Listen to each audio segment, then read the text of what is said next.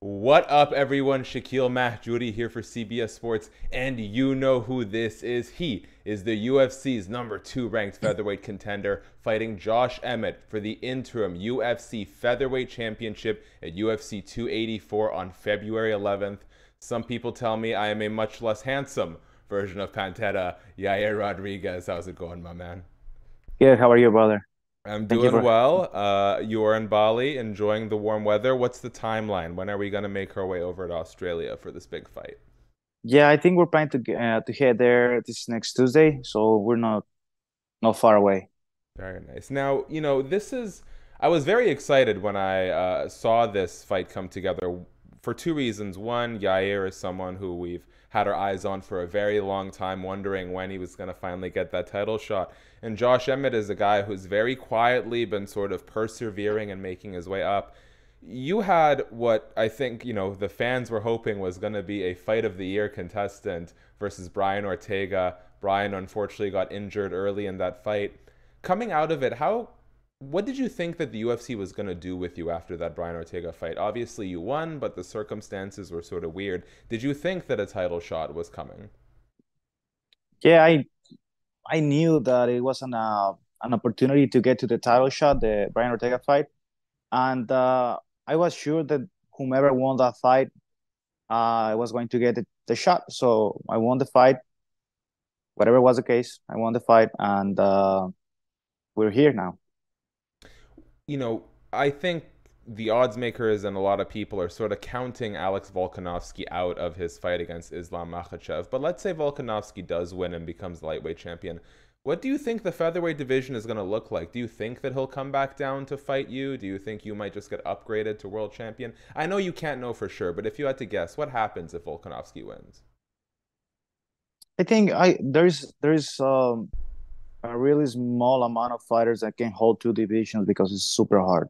Holding Hmm. one is hard. Holding two is really hard. I think Bulk is one of those fighters. He can hold two divisions. He's able to conquer the 155 division. I think he'll probably will want to fight in the 145 division, which is going to be really interesting to see. But he still has to face Islam, and I think Islam is a really tough opponent for anybody. So it's going to be interesting to see who's able to get the win, February 11th.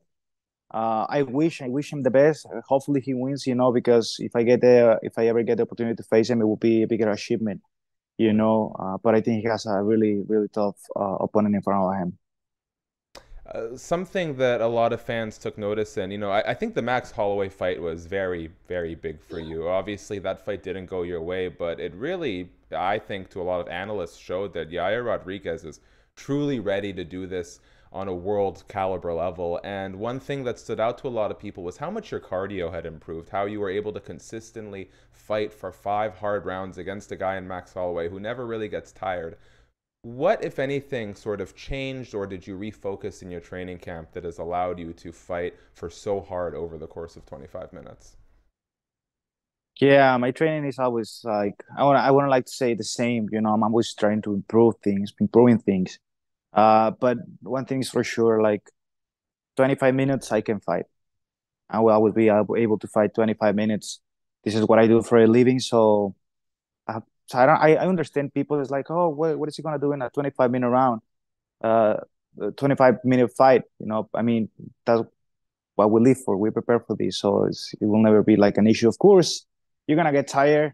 It's normal, It's like you're fighting your ass off for 25 minutes, but it's not how fast.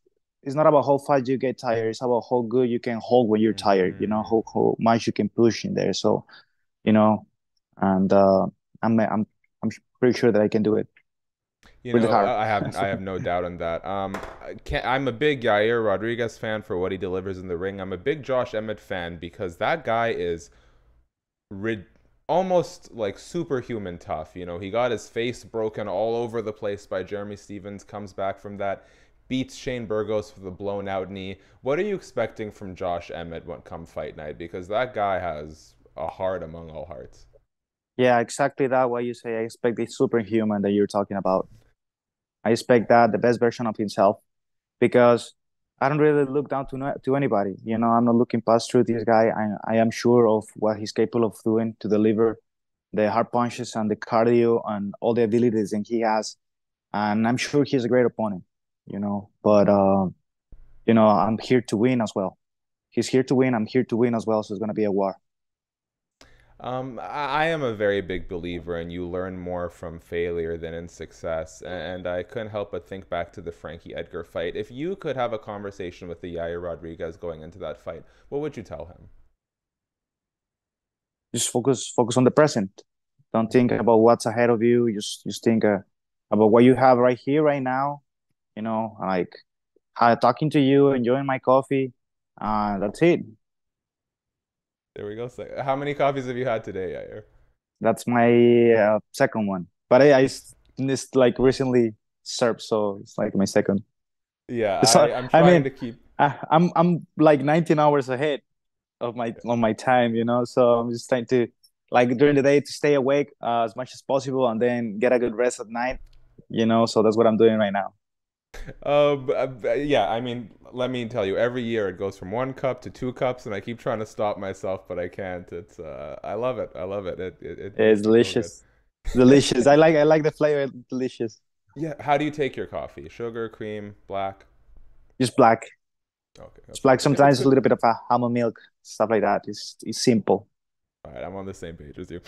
Before we move on to some other stuff away from the fights, I would like to ask, I'm sure you get asked all the time about the Korean Zombie fight, that amazing final second back elbow, I think the greatest knockout in UFC history.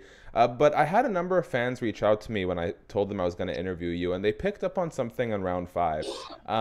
They had sort of noted that during that fifth round, you had a lot of attempts where you tried to high five the Korean Zombie or embrace the Korean Zombie. And I was wondering if you remember doing that and what the logic there was. Was there sort of a game plan, or were you just kind of in the middle of the crazy fight? And yeah, just walk me through what sort of led you to embrace him so much during that round. Yeah, I was just happy for myself because I got there to the fifth round. I mean, not many people knows this. Like, even though I have said it in the last interviews, I took that fight with short notice, with 2 weeks short notice, and I was going through some things inside my body, like my liver. I was feeling really bad, and I was with Cowboy Cerrone in his ranch training, but I wasn't even able to train 2 minutes. Even one of the strategies was just laying down in the floor and try to pull guard, and so, like in my corner, nobody could believe that I was able to keep on going after the first round, second round, third round, full round. Okay, now we're going to the fifth round. I couldn't believe on myself that I was like, okay, I'm still here. I could do it, and now I was really happy to be there. So super happy. And that's why I was like, yeah, let's go. Like, let's go, let's do this. I got this. Let's go. So Uh, there is nothing specially like that. Was 100% me. I wasn't trying to do nothing. There was no tricks, nothing. I don't know what Well, you people think. mentioned Like, being happy, so I feel like this is a perfect segue. I just want you to watch this video because I remember this brought a lot of people joy last year, okay? Just run me through what was going on with Yair in this moment. I was super happy, like super happy, super excited. So right in there, I saw Brandon Moreno hitting like the rib of his opponent, and I knew in that moment that the fight was over, and it means a lot because he's my friend, and he's the first Mexican champion. So as soon as I saw he hit the ribs and he went to the floor, I was really really excited, really happy. The guy right next to me is my manager, but he's also my friend. So I was just like really happy, like, hey, let's go, and like they were filming me, right, and Hmm. that was my way to express myself. But people around all the arena was going exactly like that, crazy, jumping around. People in Mexico in their houses, everybody was doing the same. It wasn't only my reaction. Well, you mentioned Brandon being the first Mexican-born champion. He also just concluded that quadrilogy with Davison Figueiredo. How much motivation do you take from and inspiration do you take from Brandon's performance as you go into your own title fight? A lot of inspiration, you know. Brandon, as I already say, is my friend. I saw him go through really hard moments in his career and his life, and I'm sure he deserved it 100%. And he's just the proof of whenever you put all the effort into whatever you want, um, regardless of what you do, is gonna be there one day. So you just gotta keep on dreaming, believing that you can do it, and eventually things will happen. Last question for you before we finish on some stuff that has nothing to do with fighting. Um, by the year's end, it is possible, we don't know for sure, but it is possible that Brandon Moreno, Yair Rodriguez, Alexa Grasso, and Irene Aldana are all going to be world champions. What does that mean to you to think that we could finish the year with four Mexican champions? It's like it will be like a dream come true. It will be like a dream come true. It's good. It's good thinking about it. You know, it's just as I visualize myself with the belt, I visualize my friends with the belt, and I just think like I saw a post yesterday. Like, who would have think that these four will be champions in 2023? You know, talking about Islam Makhachev, Brandon Moreno, talking about um these other fighters. It's like, you know, what are the odds? What are the odds of us for all of us four become the champions? I think they're really high, you know. So we're gonna be ready for that for sure. There's like I'm Canadian. My parents are from Iran, so I don't really have that sort of like deep cultural like love for supporting my fellow countrymen. Like it's just not something that's ever really resonated for me. What is it about the Mexican people and the Mexican culture? It feels like you guys just have so much love and support for seeing each other succeed. Yeah, I mean, we do have a lot of love for. It's like a toxic relationship. There is a lot of hate, but there is also a lot of love. You know, it's always that mix because people love their sportsmen so much that when they know they do bad, but they know they could do better, people gets mad because they know the abilities, the capacity of our athletes, and whenever they don't do really good, they get mad. But when they do good, they express it like, you know, super like me. You know. I did lie. Last thing. It just came to my mind. Brandon Moreno mentioned to me some rumors that maybe the UFC is looking at going to Mexico City in September. Have you heard anything about that? And either way, how much would you like to be on that card if the UFC goes to Mexico City by the end of the year? Regardless, you know, I will always like to fight in Mexico City. Mexico City is a great place to fight. I love fighting in Mexico City. I have fight there already three times, and it's always awesome. It's always awesome. So regardless of what happens, you know, in this next fight, I would like to fight in Mexico City, but I'm sure there will be two or three uh, titles in the line, the Mexican What an event that would event. be. Okay, so we only have about a minute left, so I just want to finish up very quickly. Just some short questions getting to know you. Okay, Yair? Yeah, All right. What is the single greatest Mexican food of all time greatest food of all time. in I Mexico? mean, Yeah. I love mole. Yes. Yeah. For me, Excellent. Mexican mole. I love mole.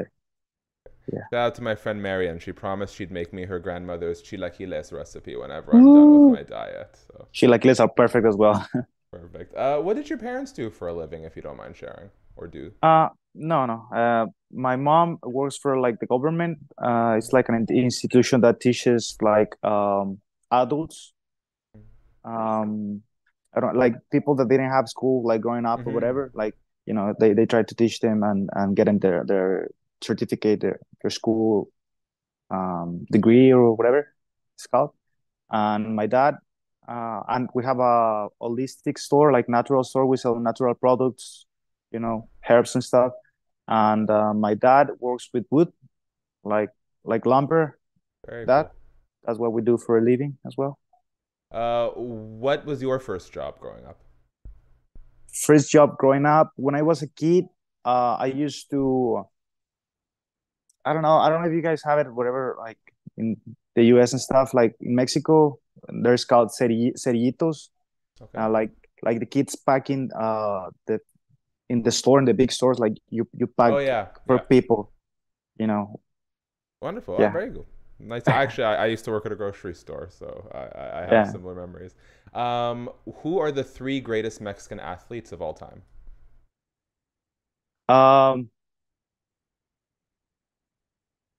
Rafa Marquez, Julio Cesar Chavez, and Canelo. I love Canelo as well. Okay, good. I asked Brandon the same question. There was a couple of crossovers there. All right, last one for you, and I'll let you go, Yair. If Yair Rodriguez is a panther, what animal is Josh Emmett? Like it's like a bear. It's like a big back on that guy too. Yeah, it's Very like a accurate. bear. A big, bold. Well, he's like a polar bear. He's so Yeah, bold and like white. sucking, Yeah, like- strong, you know. All right, shout out to my award-winning polar bear photographer friend Martin. All right, Yair, that is all the time we have. I would like to leave you with the last word, so I'll do my part very quickly. Guys, thank you so much for checking out the video. If you're still here, you know what you got to do. Subscribe, tap the notification bell, thumbs up, give us your official prediction on the UFC 284's main event and co-main. That's Islam Makhachev versus Alex Volkanovski, Yair Rodriguez versus Josh Emmett. Full feature at cbssports.com in the description of this. Shout out to them as always. Yair, you've been so gracious with your time. It's been such a treat talking to you. If there's anything you'd like to let the people know, the floor is yours, my friend. Just thank you for all your support. Just expect a great fight against Josh Emmett, and I'll see you guys soon. That's it. Thank you.